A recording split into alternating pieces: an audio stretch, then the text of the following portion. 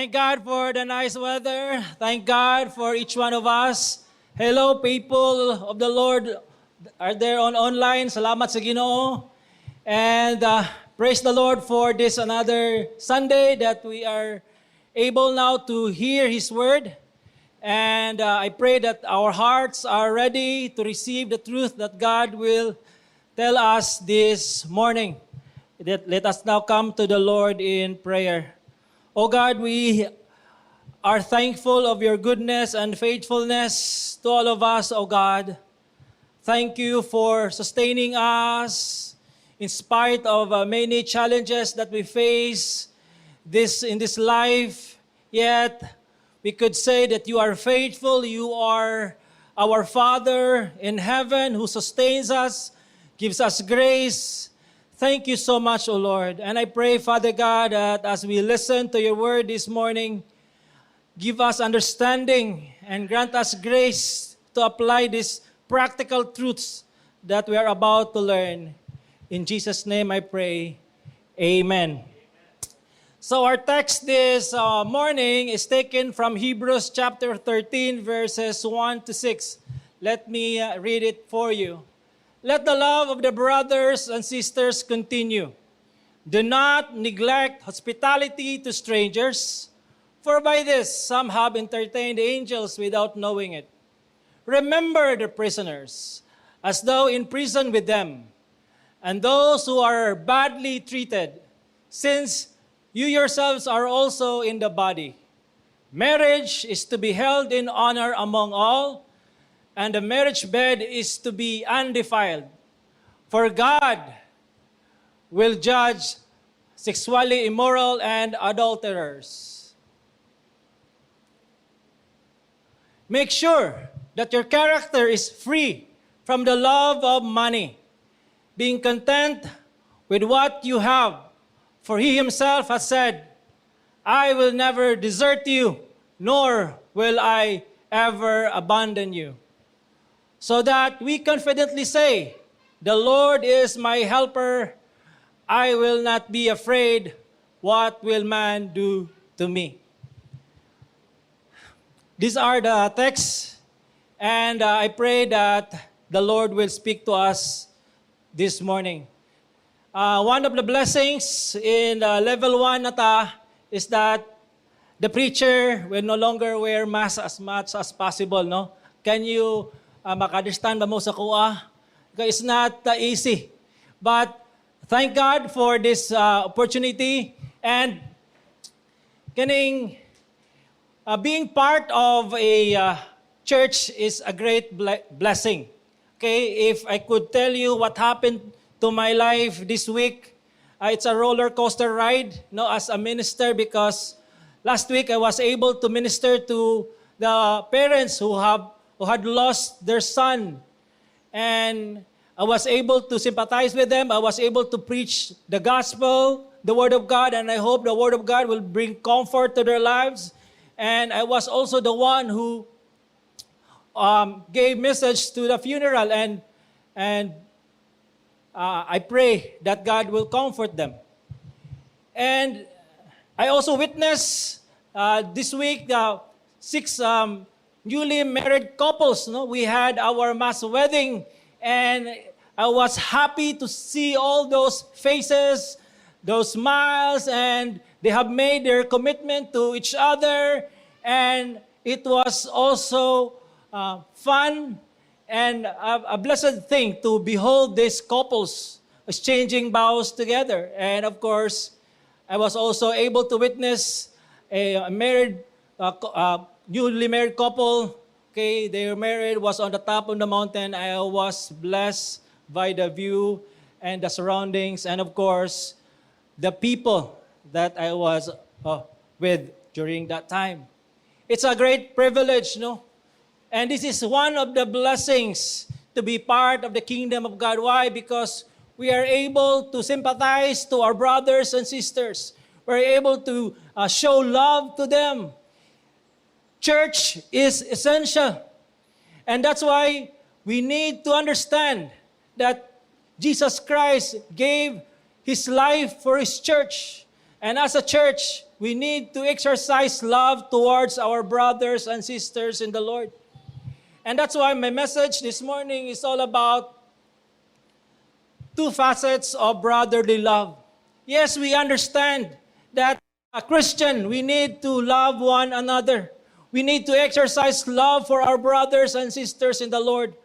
But we need to continue in doing it. Now, let me just tell you the context of this passage. Now, in chapter 12 of Hebrews 28 to 29, it says, "Therefore, since we receive a kingdom which cannot be shaken." So the preacher of Hebrews, this is the application time. After preaching about the greatness of the Lord Jesus Christ, that Christ is greater than angels, Christ is greater than Moses, Christ is the perfect sacrifice, Christ is the greatest high priest, and because of Christ, we receive this kingdom. Christ gave us this kingdom, and He gave us this opportunity to be part of His family. We receive a kingdom all because of Christ. Christ is the perfect sacrifice. When He offered His life for our sin, our debts has been canceled. We are no longer enemies of God. We are now became friends of God. We are now children of God. We receive a kingdom. Receive, meaning this is an act of grace. This is not because you are good. This is not because you are banggiitan. This is because God is good. God is gracious. We receive kingdom. And this kingdom that we receive cannot be shaken. This is all yours, and no one can snatch you out of His hand. This is stable. Even the gates of hell cannot detach you from this kingdom. And so what's our response? Let us show gratitude. This is our response. And this is the right response to those who have given grace. Praising God, worshiping Him, being thankful to Him for what He has done. Everything that we do right now should be an act of gratitude because we have received grace. Grace and grace. Thank you, Lord, for such grace. And therefore, we offer an acceptable service with reverence and awe.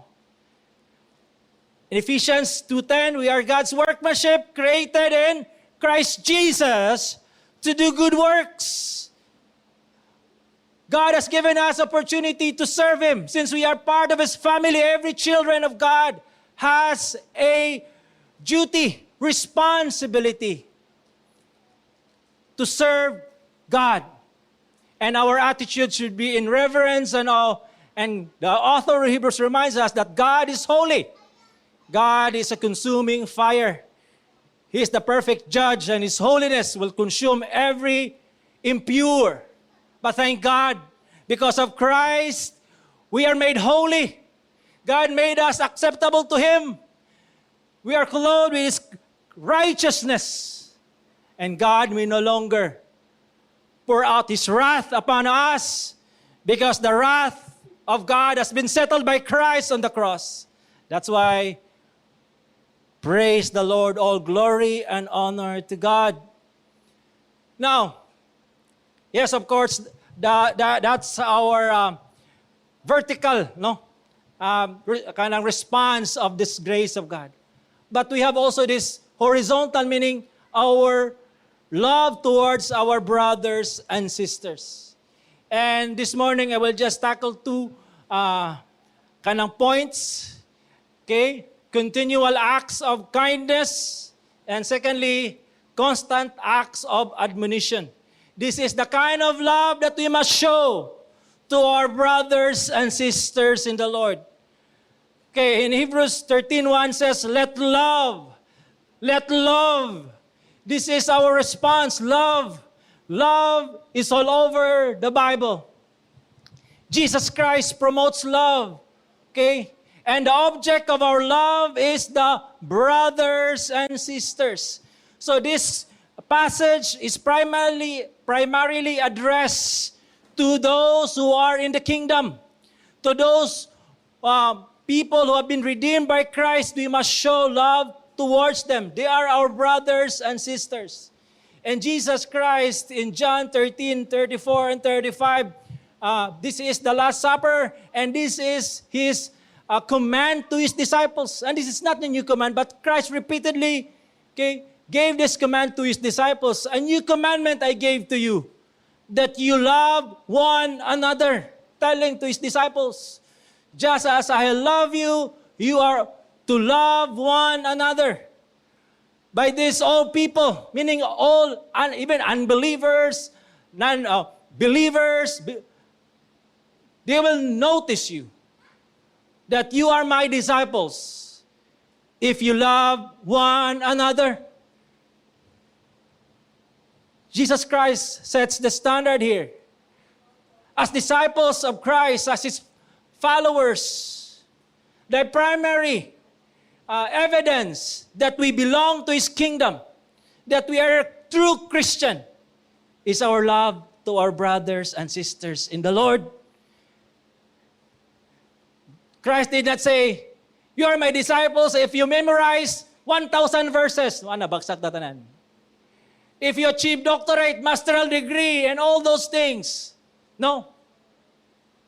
Your love to your brothers and sisters will show that you are truly my disciple, Jesus Christ said. 1 John 3:14, we know that we have passed out of death into life because we love the brothers or sisters in the Lord. Whoever does not love abides in death. Diba? People will ask, how can I know that I have eternal life? How can I know that I am a child of God? How can I know? How can I know for sure that I'm going to heaven? How can I know for sure that I am born again? This verse will tell you, you know that you are alive spiritually. You have eternal life because it will show. You know that your faith is real, is legit, because you love your brothers. How's your love for your brothers and sisters? If you learn to love them, if you show love towards them, then it is an evidence that you have eternal life. That faith that you have is real. But if you do not love, abides in death. You're not saved. You do not belong to the kingdom. So this is one of the blessings. We are part of the church. There are people who say, no, church is not necessary. It is between me and the Lord. I will just worship God here. Church, there's those people, mga sinners, mangyapon na sila. They're not perfect. I don't like the pastor. I will just worship God alone. If that is the attitude, how can you know for sure yourself? You have no opportunity to exercise love. Christianity is meant for fellowship with God and with other people, fellow believers. That's why church is essential. We have an opportunity to exercise our faith. Now, 1 John 3:16, Pastor, how can I really show love towards my brother? What is the extent of it? By this we know we know what love is. Jesus laid down His life for us, and we ought to lay down our lives for our brothers. This is the biblical love. This is really important that we get this into our system. That this is not an ordinary love. It takes the grace of God to demonstrate this kind of love. To lay down our lives to our brothers and sisters. There's someone said, I think Noy, Filipinos are worth dying for. But for us Christians, our brothers and sisters in the Lord, that person that you are sitting right now, are worth dying for. That's a kind of love that we must show to our brothers and sisters. And so, the preacher of Hebrews says, let the love of the brothers and sisters continue.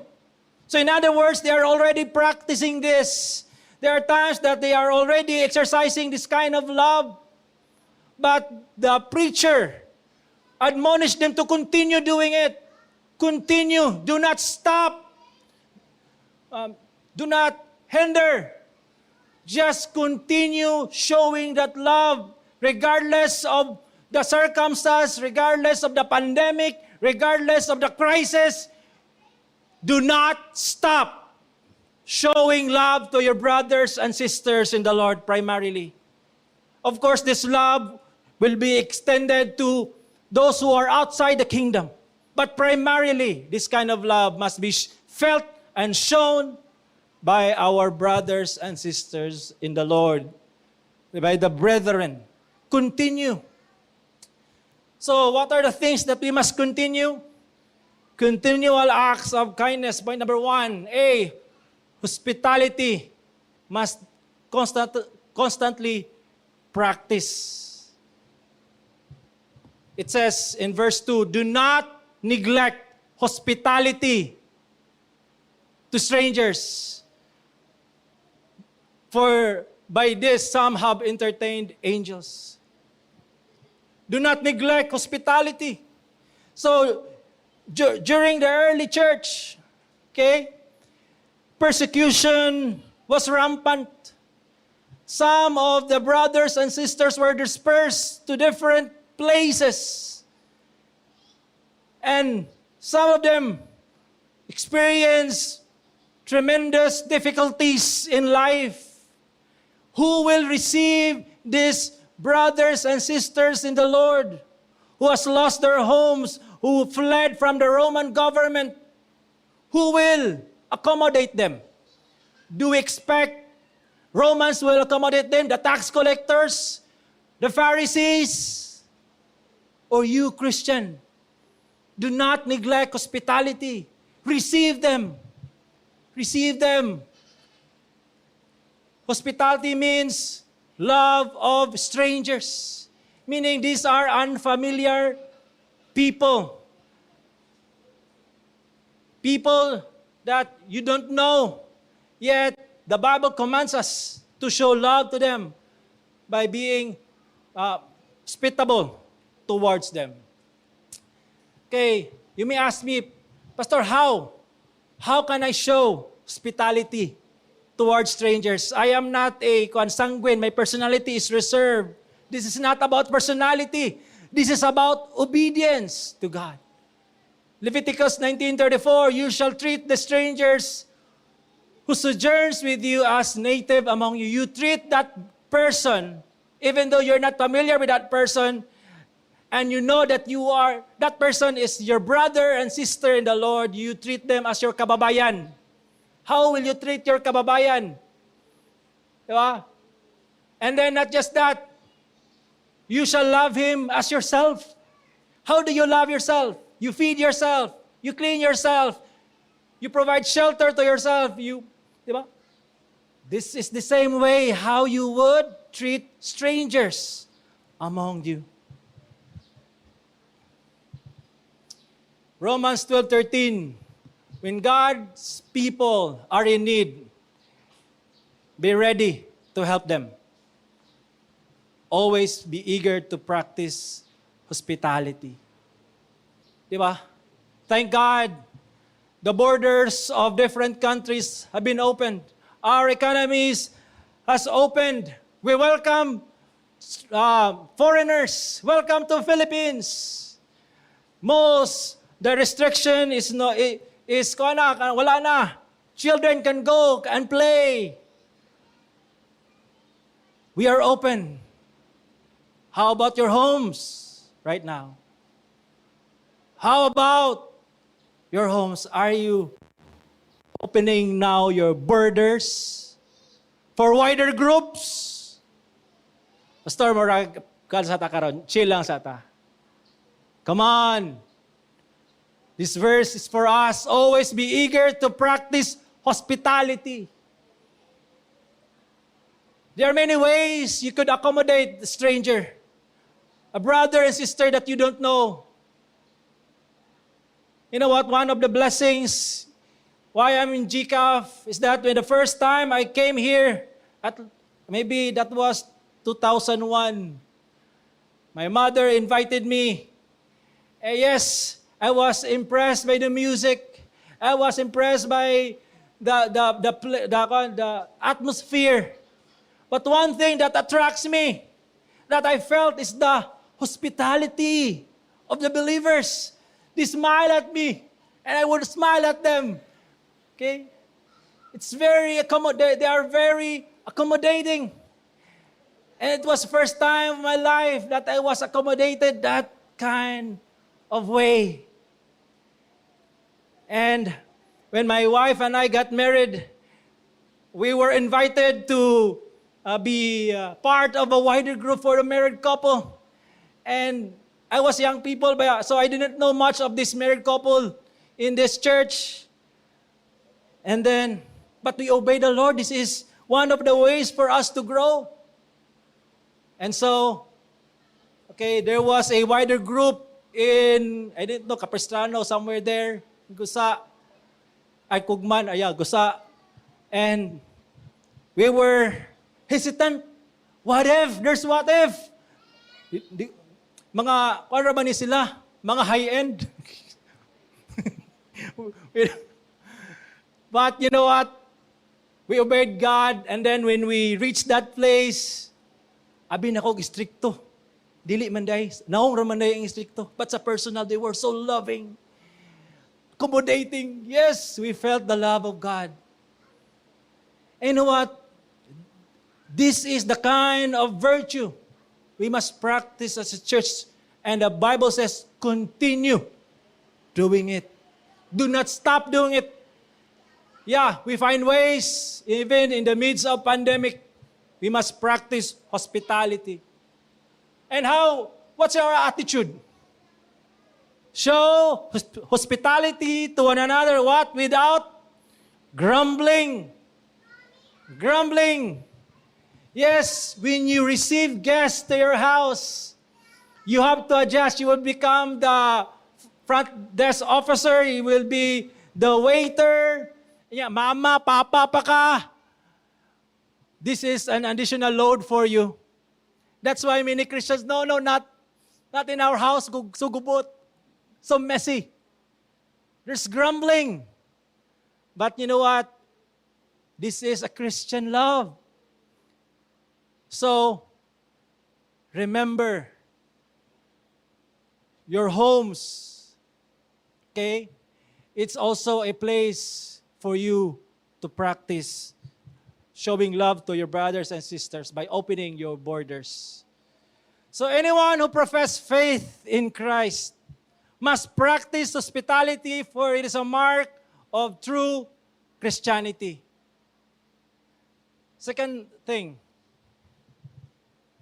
sympathy must frequently display. In verse 3, remember the prisoners, as though in prison with them, and those who are badly treated, since you yourselves are also in the body. Remember the prisoners. Who are these prisoners? These are the brothers and sisters in the Lord who were in prison because they stood their ground.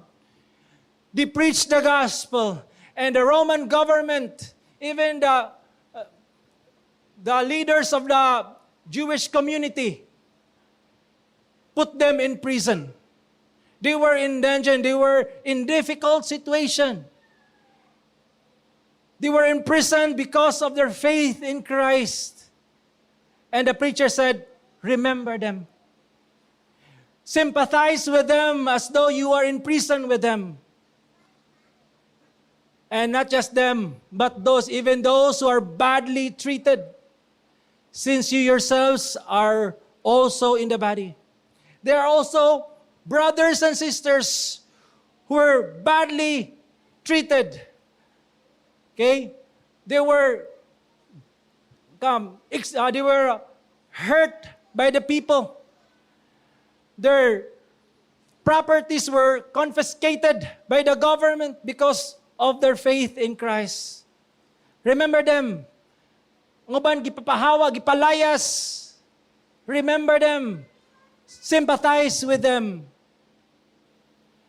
Now, as of January 13, year 2021, on average, every day, 13 Christians are killed for the faith. 12 churches or Christian buildings are attacked. 12 Christians are unjustly arrested, detained, or imprisoned. And 5 Christians are abducted for faith-related reason. Christianity is still the most persecuted faith all over the world. Yes, we can pray for these Christians, but how about us here? Do we know somebody who are badly treated? Do we know somebody who are persecuted because they stood for Christ? What will you do? We must do something. We must help them. And thankfully, this church practices that. But I admonish you to continue doing it. Let's continue. Kumahimo, di ba? Even si naiban mga aban nag-live selling mga aban pa niya. Paningot na for the sake of the brothers and sisters who are affected by the typhoon. Kumbati lani. Kumbati. We do something. We provide whatever means. Because this is an opportunity for us to show love. Hebrews 13:33-34. These are what the Christians do during their time. Partly being made a public spectacle through insults, distress, and partly by becoming companions with those who were treated. For you showed sympathy to prisoners. Yes, this church have a prison ministry. And it was led by Ate Carmen during that time, and we had also our rehab ministry, led by Pastor Francis. And these are already senior citizen, and Pastor Francis got retired. And I was the one appointed to lead this ministry, rehab and prison ministry. Yes, during pandemic time, we rested for 2 years. But by God's grace, this year, we will be resuming that ministry. Rehab and jail ministry. But my struggle right now, where do I start? Where do I begin? Where do I begin, Kwani? Start from zero, from ground zero. I believe, if God has convicted your heart to join me in this ministry, welcome. You can support, you can maybe snacks. Pastor, manghatag kog toothbrush, okay. Pastor, snacks ako, pandesal, okay. Welcome. Pro katong muuban, welcome po ta. We hold hands together in that place. My friends, brothers and sisters, we must remember those people. This is an act of love.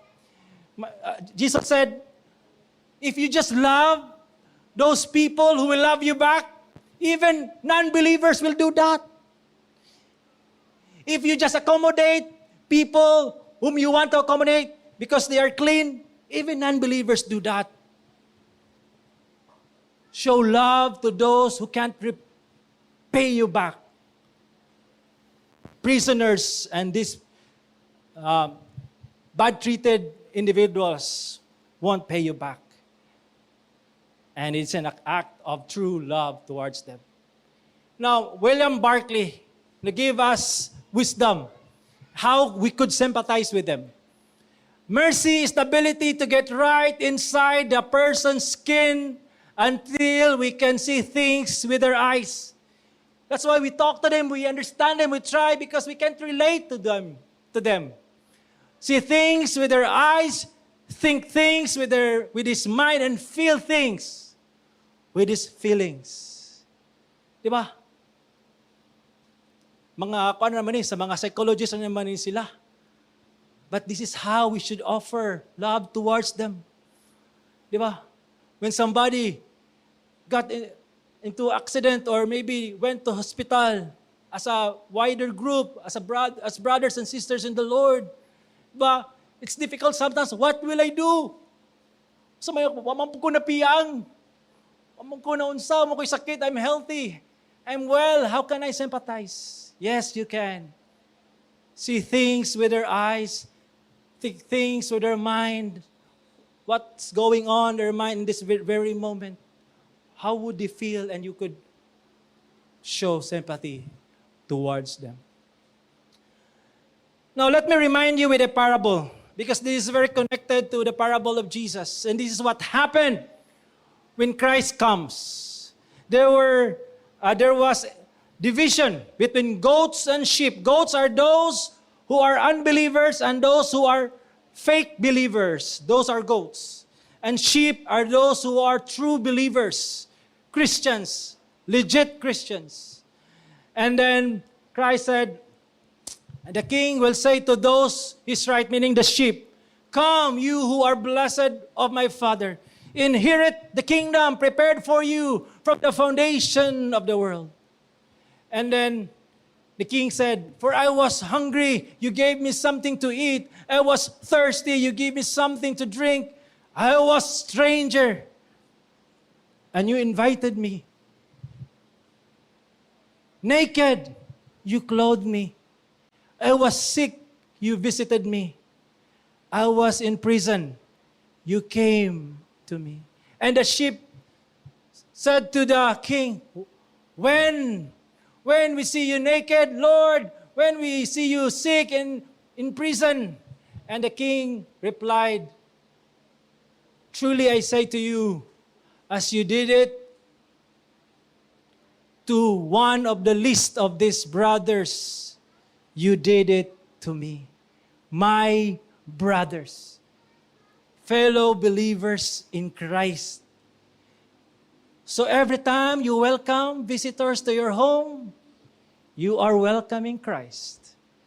Every time you help your brothers and sisters in need, give them whatever means, you are actually helping them, and above all, you are doing it for Christ. So, exercise love to our brothers and sisters in the Lord. The least, yes, loving those who will love us back, it's easy. Because we know that He could offer us that same love that we offer them. But what about those brothers and sisters, who cannot pay you back? Do you still love them? No, so meaning atong love is not kanang selective, but we love wholeheartedly towards the church. 1 John 3:17-18, if anyone with earthly possession, okay, sa may walay earthly possessions na rin, mura kita man tingali, pastor, mura lisod ba yung kinubuhay ko, crisis ba ya, pastor? Anyone with earthly possessions, and I believe each one of us, nakapasara ani. Ayaw ko gingon, wala ba ka, pastor? Naman kay balay, naman gyapon ka. So, sees his brother in need, nakita ni mo nga na brother in need, nakagidlay, wow. But withholds his compassion, gisirada ng heart from him, commits what? Sin of omission. How can the love of God abide in him? How can you say that you are a child of God? How can you say that you belong to the kingdom of God? But if you refuse to do that to your brother, how? So meaning the apostle question, okay, their action of their profession. Little children, let us love not in word, and speech, daghana. Puno kay tani, daghana na. We love this word and speech. Master na kay tani. I love you, brothers and sisters. Ato nang ginakanta. Uban ni pagbuhat in action and truth. Action and truth. And our action should be based upon the Word of God. Our primary motive is to please God, not to please others. It's according to the truth. So I hope that we are reminded once again.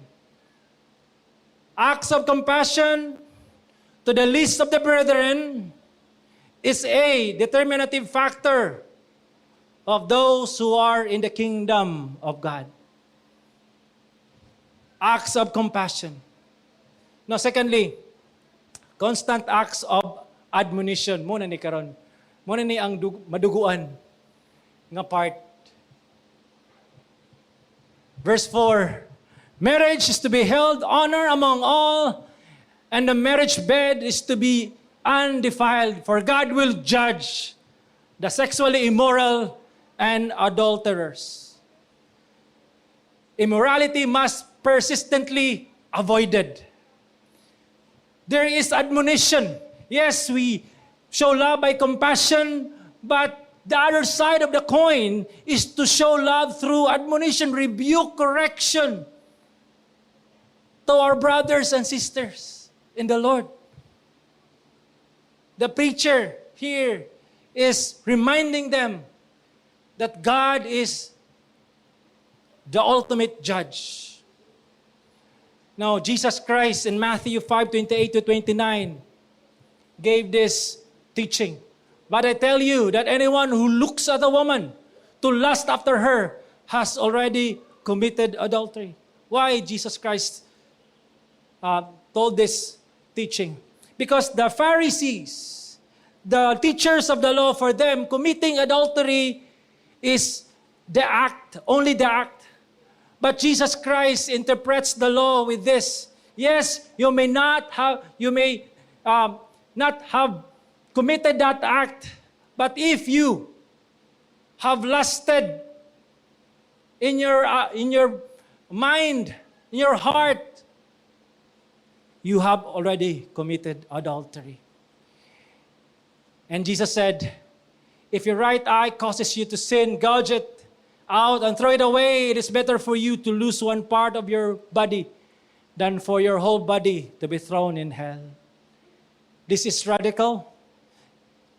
This is hyperbole. What Jesus Christ simply means, you have to do what it takes to fight immorality, lust in your life. Do whatever it takes. Fight. Kung ang cellphone, may mga apps diya, nga dili glorifying sa Ginoo and you are always falling into sin, uninstall it. TikTok, Instagram, whatever. Uninstall it. Ang uban, kung di pagyod na siya mahimo, pwede ka mag-keypad na lang.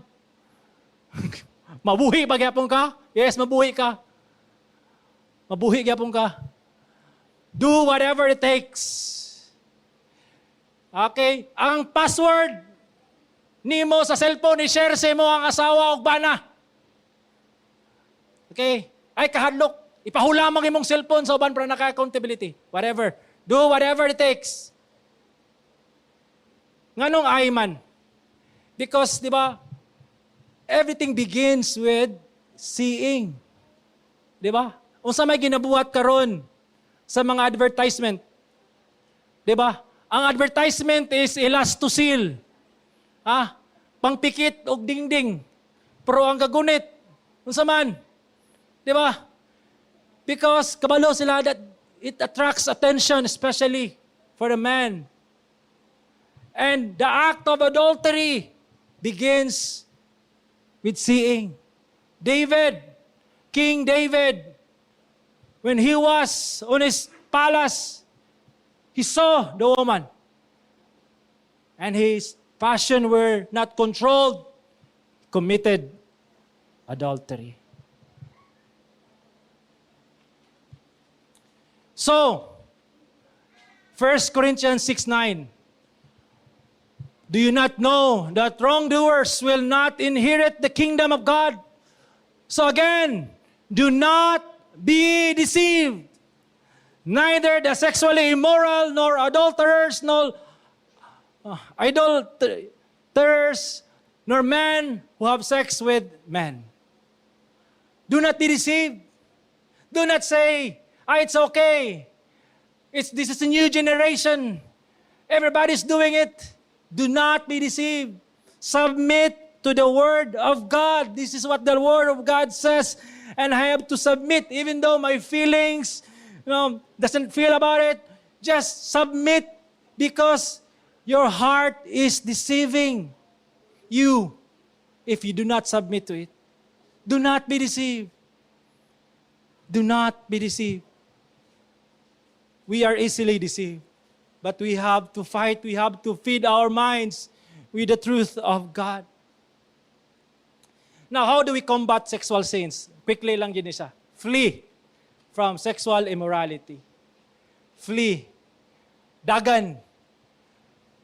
COVID-19. Asa man itong na-learn? COVID-19, di ba? Gibalik-balik. Ang COVID makapatay. It will kill. So therefore, wash hands. Wear face mask. Karon wala ko'y mask. Okay ra. 6 feet. Sa ba? Whatever, di ba? Means, ang uban kaili, mura nag-astronaut. Nakapat akong shopping, maskara bitang mura kong wrestler. Thinking that I will not be infected by this disease. But you know what? Igo gyapon. 2 times. Yes, by God's grace na I'm alive. I can still preach. You know what? Di ba, we are thinking, COVID nakapatay, I have to do this. Magbantay ko, I flee all those things. Muratag mga praning, nga time, muratag praning. Pero during pandemic, kabalo mo unsay naitabo. Pornography, ni shoot up. Rampant. And thinking that COVID is deadly and this sin is not deadly. But what did Jesus say? It will damn you to hell if you do not stop it. Your whole body will be thrown into hell. So flee. Yes, this is not easy. This is not easy, but we have to submit to the Word of God. And next thing, put to death. Therefore, components of earthly nature, sexual immorality, impurity, lust, evil desires, put to death. There are means that we could do this. Prayer, Bible study, fellowship. These are means of grace for us to kill this sin in our lives. Put to death. And let me remind you, kaning quote ni John Owen, be killing sin or sin will be killing you. You have left with 2 options, Christians. You will kill sin or sin will kill you. Yes, we are saved by grace through faith in Christ. When we put our trust in Christ, our sins has been forgiven. And we receive that through faith. But remember, this faith that God has given to us is a living faith. A faith that fights sin. A faith that battles sin. Now, if you claim that you are a Christian, if you are not fighting sin in your life, is that living faith? Is that true faith? Because true faith will stand on truth.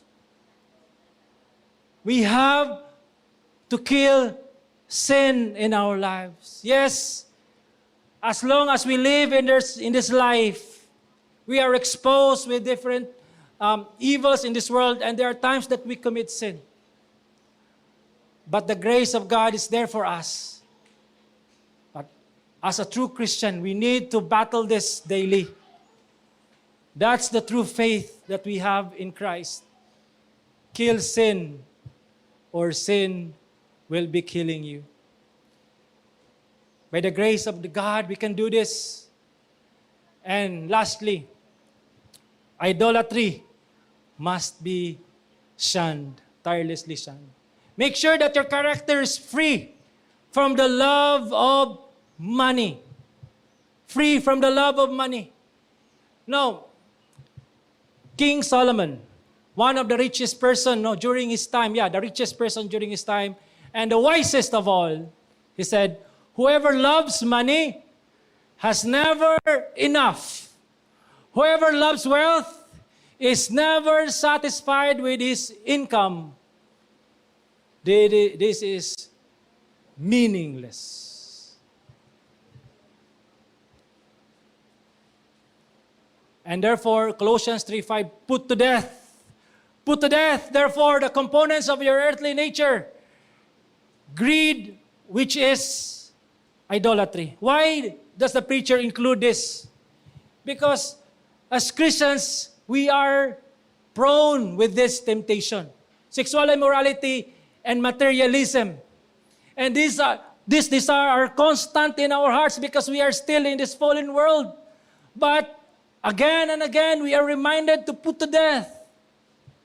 To put to death. Kill it. Why? 1 Timothy 6:10. For the love of money is the root of all kinds of evil, by craving it. Kung sa may paborito ni mo nga pagkaon, ga-crave ka. Di ba? Humba, whatever, di ba? Gutom ka. But there are people who craves for wealth, craving. And if you crave for it, some have wandered away from faith and pierced themselves with many sorrows. Many think that money will free them from sorrows. Money will make their lives easier. But be warned, my friend. If you love money, you are prone to wandering away and you are hurting yourself. You are pouring out many sorrows in your life. So, as a church, we must be aware. Ingon sa, di ba? Verse, make sure that your character is free from the love of money. Di ba? Ang sa Bisaya, bantay, magbantay ta. No, yesterday, I had this privilege na nga makasuroy mi sa akong wife with my kids sa Kugon. And we had wonderful time with Murmur and Vina. And then, nakahapit mi dito sa usa ka crowded place. And what would I do? I transferred my wallet to theganisang front pocket because magbantay ko. Why? Because I do not know my surroundings. Maybe there are bad people there. We are master na kita nga magbantay. But make sure po nga bantayan po nato ang atong heart of greed. Bantayan po nato ni. Basin ang uban busy kayog pangita og kwarta. Nalimta na ang pagpangita sa Ginoo. Seeking God's faithfulness or kanang righteousness na busy na, wandered away. Ang uban, wa nakabalik. So be aware, be warned. Yes, padayon ang pagnegosyo, padayon pagpangitag kwarta. But be warned that your affection of money, okay, will not be warned by your affection of money. And I hope that all of us will take heed of this verse from God's Word. As a church, how do we combat greed? Lastly lang, two points. Being content of what you have. Be content. with what you have. Meaning, contentment means that we have learned to be satisfied with God, what God has given in the present. Now, are you happy in your present condition right now? Are you happy? Do you say to yourself, yes, Lord, I am happy for what you have given me? Or if your heart is not happy, if your attitude is always grumbling, bagutbot, because kanira, you know what? As a church, no, God promised us to supply our daily bread. And if that bread has been supplied for that day, learn to be happy, be content. Okay, this world is always preaching, aim for more, aim for more. Do not be happy what you have right now, just go for more and more and more. Let us learn, meaning this is not a one-time thing. We have to learn this over and over again, just like developing a muscle. Just like every skill sa basketball. Na basketball may unya. Ako mo dribble ko, wala lang. Tanan. Pero okay lang, pati na po to. Mo fade away. How I wish. Mo lay up. Mo dunk. But every skill, there must constant practice. Pramay kita sa mga physical activity. How about contentment? Are you practicing this? Paminawa ang gipangsulti nimo sa manggawa sa imong baba. Kanira kagamay ra ba kayo?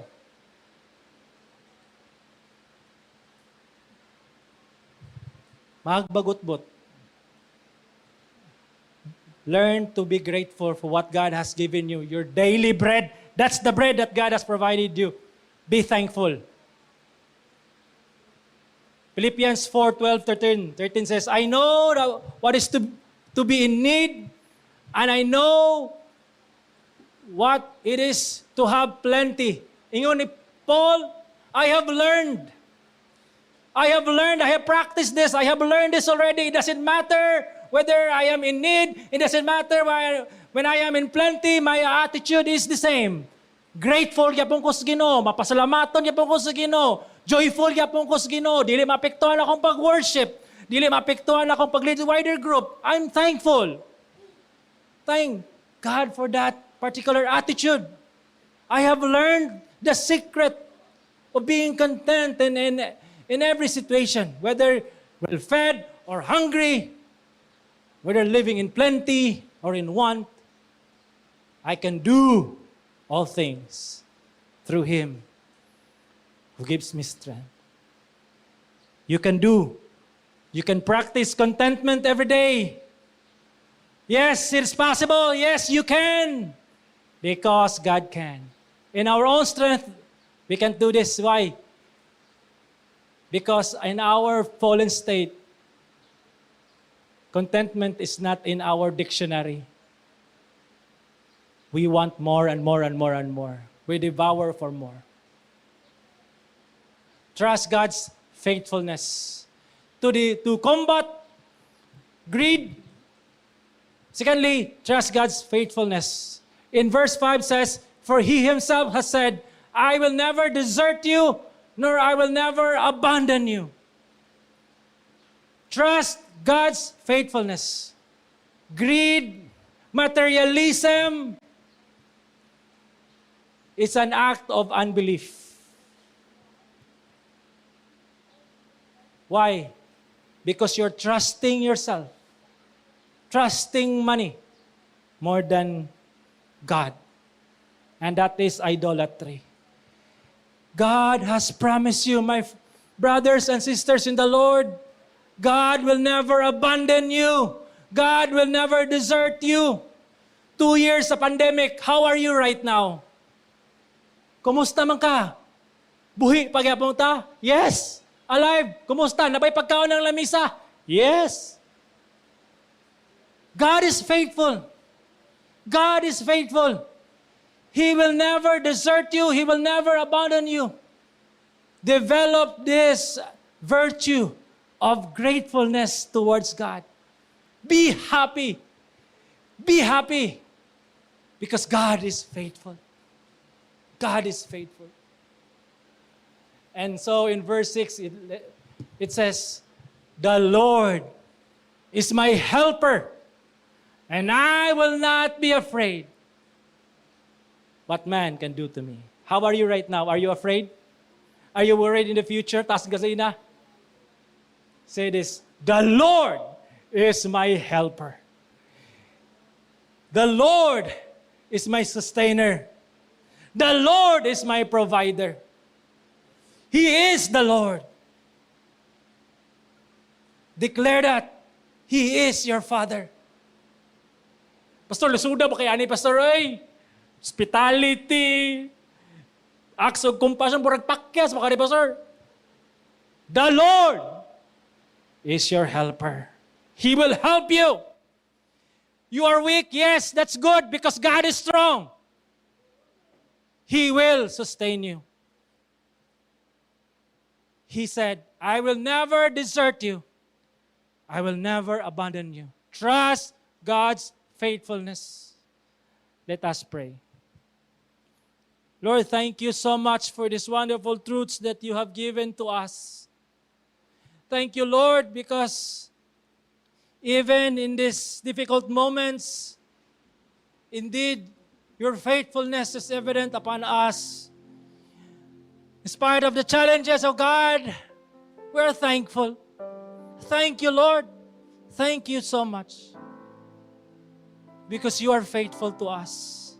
And I pray for these brothers and sisters, oh God, that you would sustain them. Give them the joy, the peace, and the grace. Enable them, oh God, to live out acts of compassion and acts of admonition to their brothers and sisters whom you have redeemed. Thank you, Lord. In Jesus' name, amen.